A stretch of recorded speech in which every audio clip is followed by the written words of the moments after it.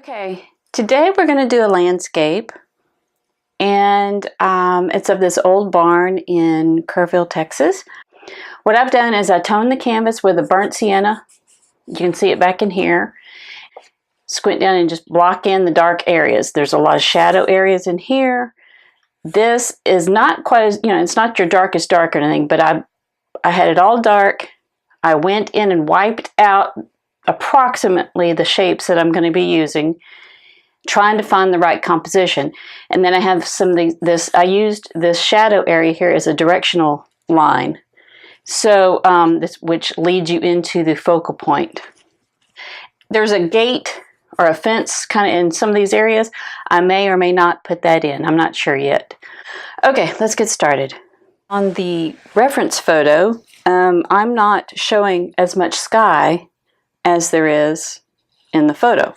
And I'm showing a little more down here and just kind of bringing this down. I wanted the horizon to be at just above center and add some interesting strokes down in here to kind of show you how to handle areas that, may not be quite so interesting, but you can do a numerous amount of things to bring some interest in these plain areas that would ordinarily be, pretty boring.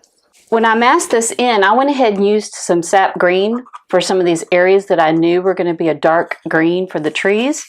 So you can either do that with, just a dark color like the burnt sienna, the ultramarine or the ultramarine blue, and alizarin crimson. I'm going to go ahead and add some sky color. I want to make sure my brush is clean for that.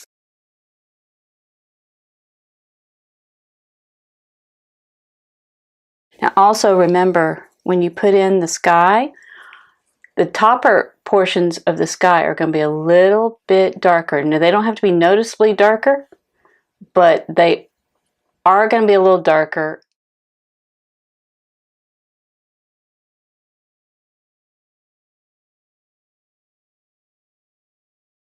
Because as you come down, this, you would get more lighter and more yellower as the horizon comes down, or the sky comes down. And I'm not going to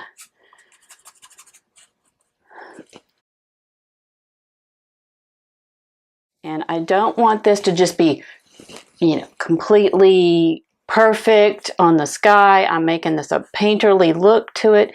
Let's see, I'm going to add a little more yellow and white to this mixture. I don't want it to be a huge change, but I just want to gradually lighten up as I come down.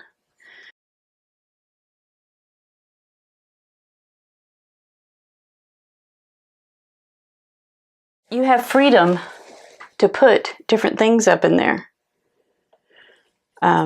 You don't have to stay completely true to the photo.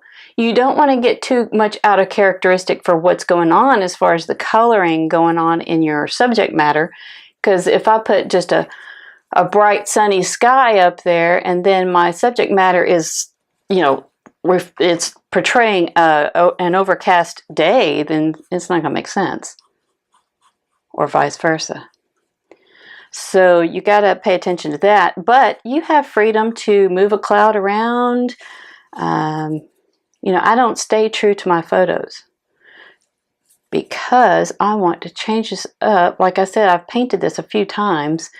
I'm not even thinking about the other times I've painted it. I'm trying to approach this in a completely different manner and make this unique to this to this painting. Now, one thing you have to watch out for when you're doing skies and trees, look at that. That shape is very similar to that shape. I don't want that.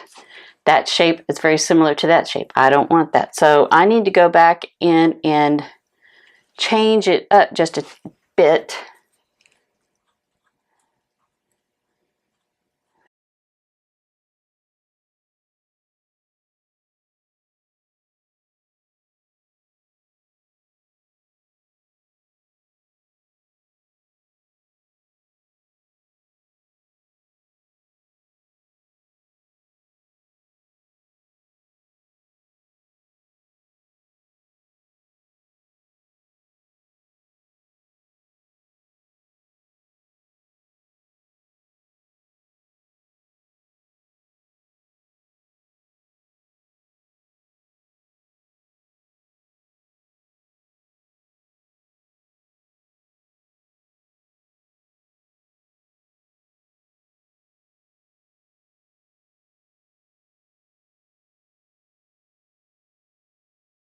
I want some more sky kind of coming through some of these trees and kind of make them a little more wispy.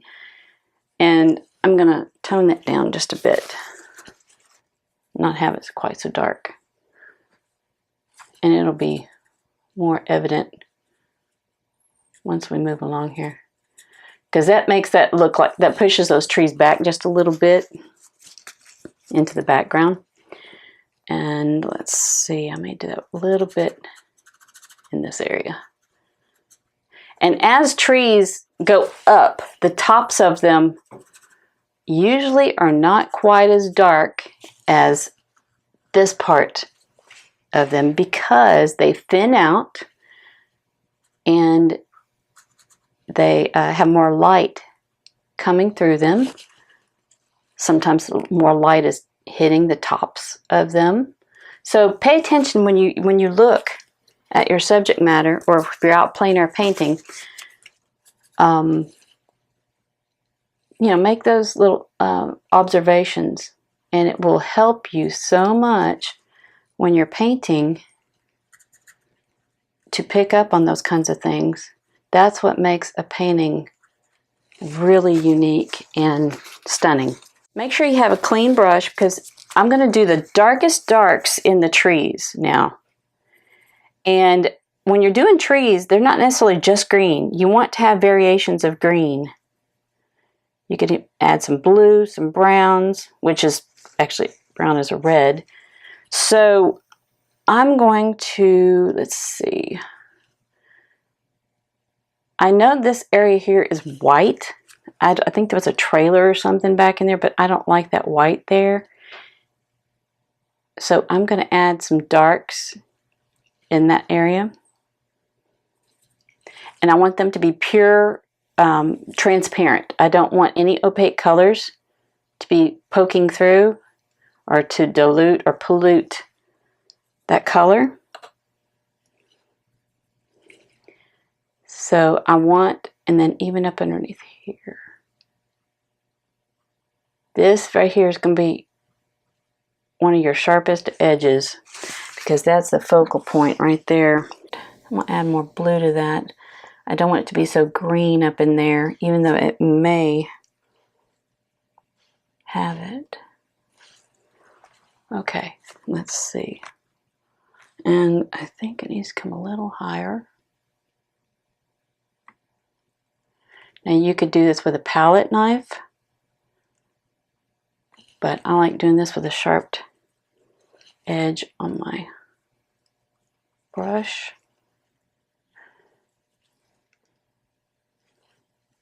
Let's see, I'm squinting down and I see that this goes down to an angle.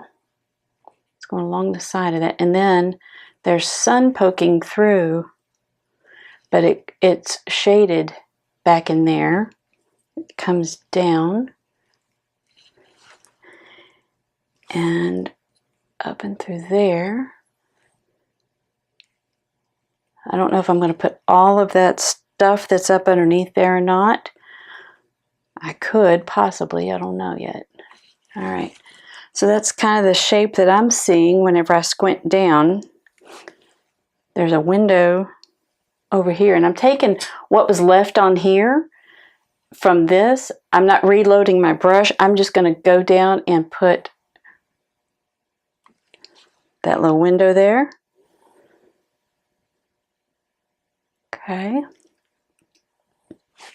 Now back in here, there's a spot that is very dark. It's a shadow area behind this wall.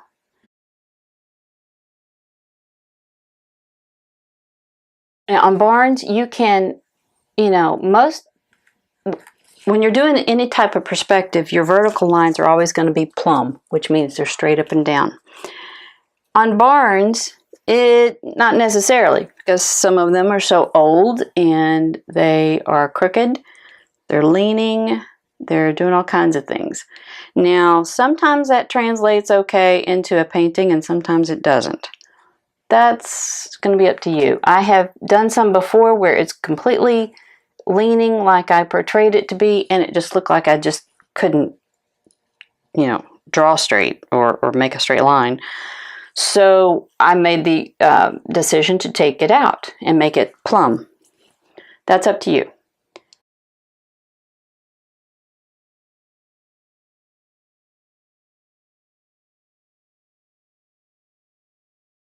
And I may overemphasize the red. Let's see how it works. And it's going to lean towards brown, but it will say red. Let's see here. I don't necessarily want that to be more important than this. So let's see what this does. Needs to be more opaque. The sun's hitting it.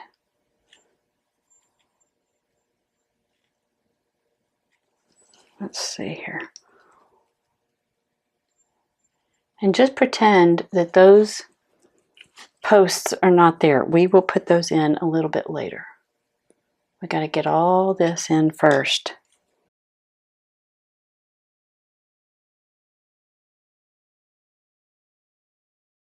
Because I don't want it to be as important as this over here. And I may even make that lighter still.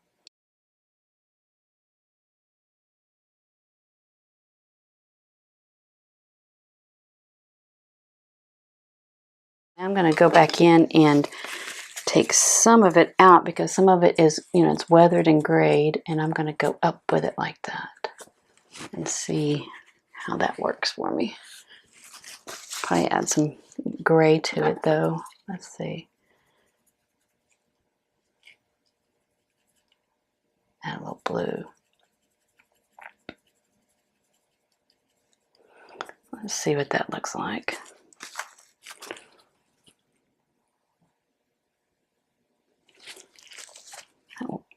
That works.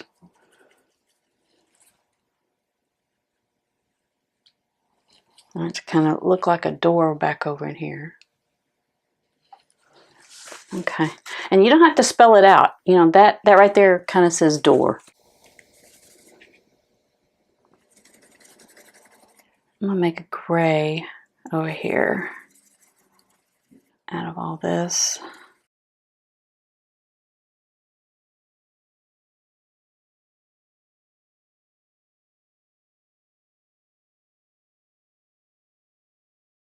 And I want to leave some of this the burnt sienna underneath there. So I'm just kind of doing this, dry brushing it. I want to leave this because barns are just, that's why I love painting barns. You can do so much with the different colors that are going on there. The rustier the barn, the better. And the old weathered wood.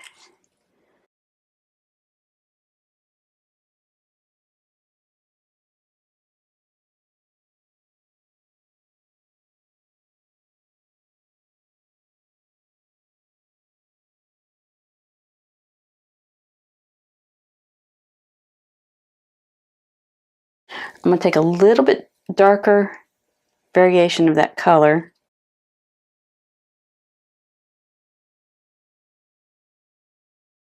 And then portions of this window are, there's slats on it, but some of them have fallen off. But I'm just going to indicate some of that. And there's a little bit of a line there. And there's a line there.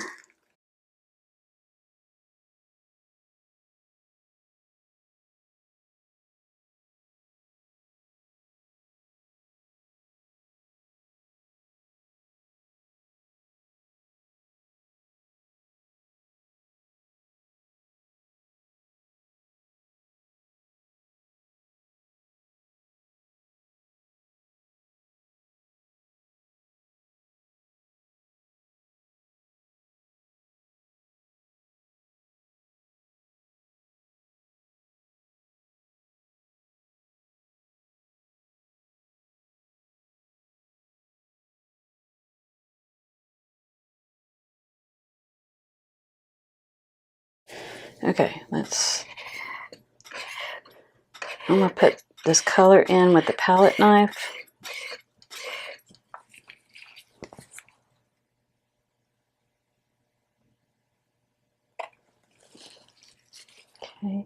mix up a little bit more so it can be thick enough with the palette knife. Just keep mixing till you get the right color, and then you can make it lighter or darker from there.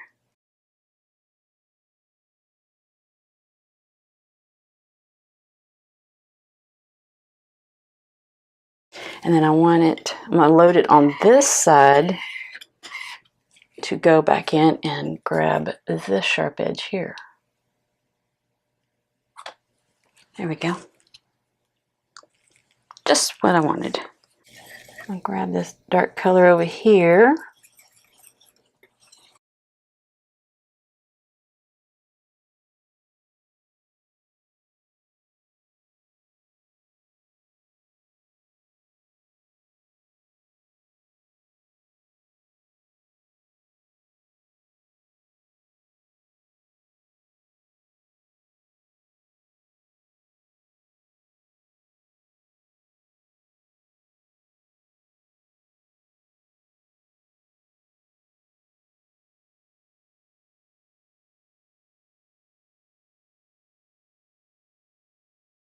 Now I'm going to add the roof.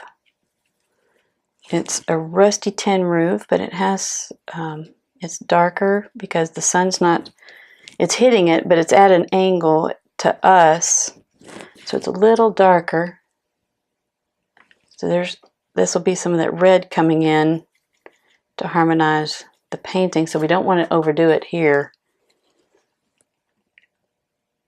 And we don't want to lose this perspective here on our roof line. It's at an angle. We don't want to lose the shadows we just put in.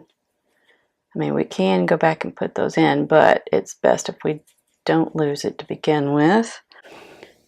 And it's a little, I'm gonna make it a little more yellow. The sun's hitting it.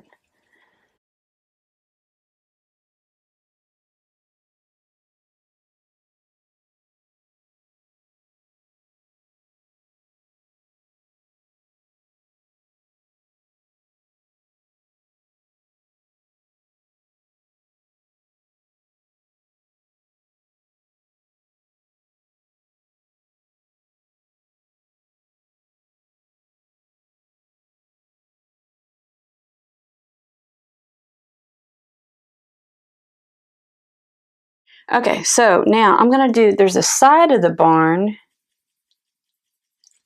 down here.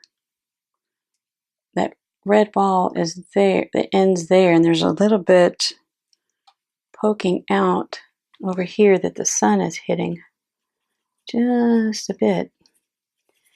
It's not real prominent, but it is there.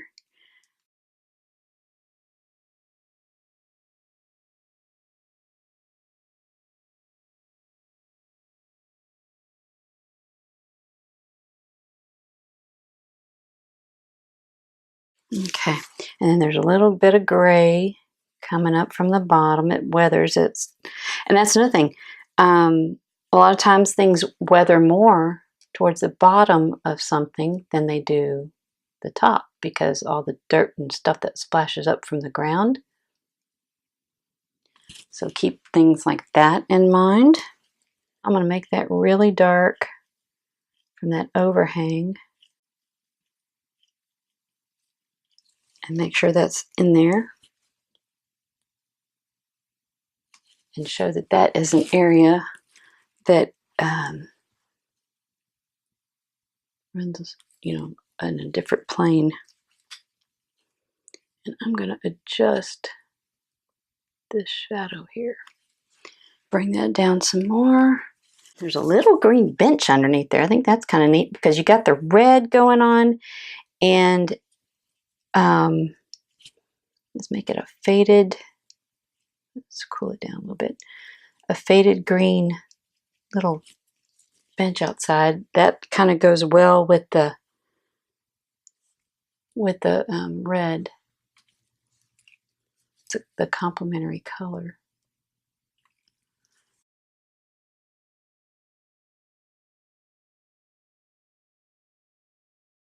And then I want to darken this coloring.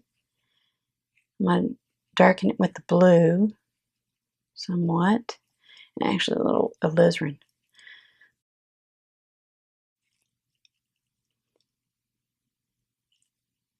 So that's a darker version of that, but yet it's still going to show up in this shadow area to show that that's partially cut off by the overhang too.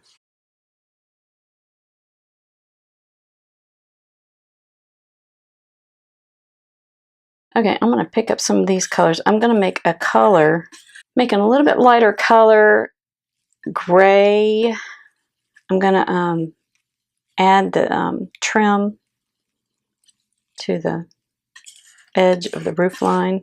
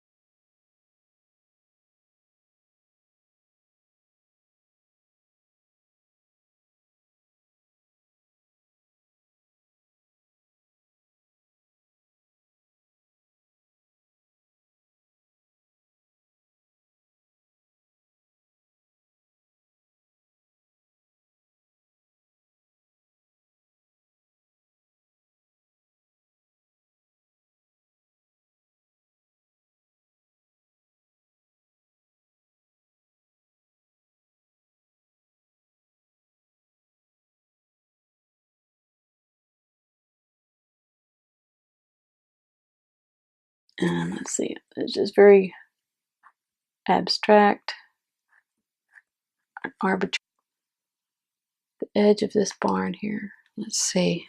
I want to make sure it makes sense structurally, and I may have to move that bench over a bit and add some more to it, but I want it to, this one is fully in the light. Yeah, I'm gonna have to move over.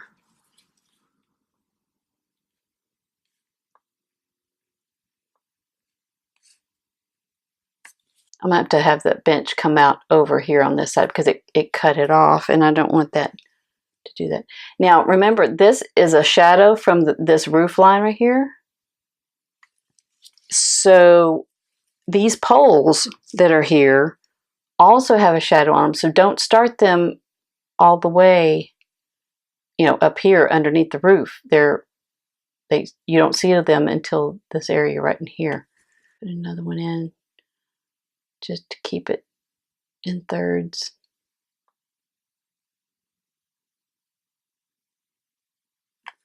Let me go ahead and add that little bit of green to the other side of that pole.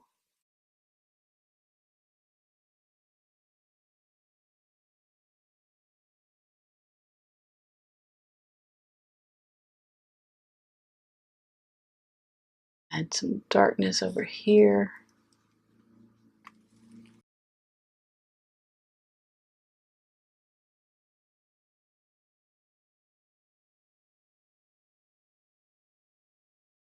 Now this little barn over here, we're going to treat it pretty much in the same way, but it's not going to be as important. So I'm going to go in and put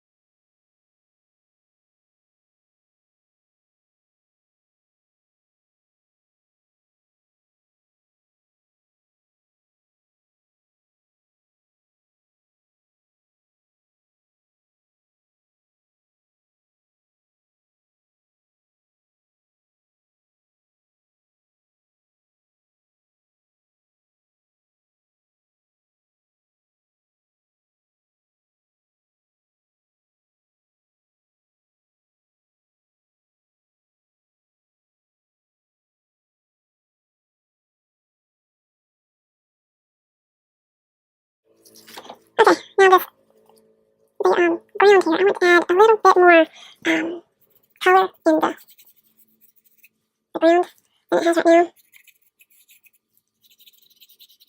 And then I'm going to go back and wipe some of it out. Kind of re-emphasizing some of the underpainting. Didn't get quite enough color in there before when I did it. Okay.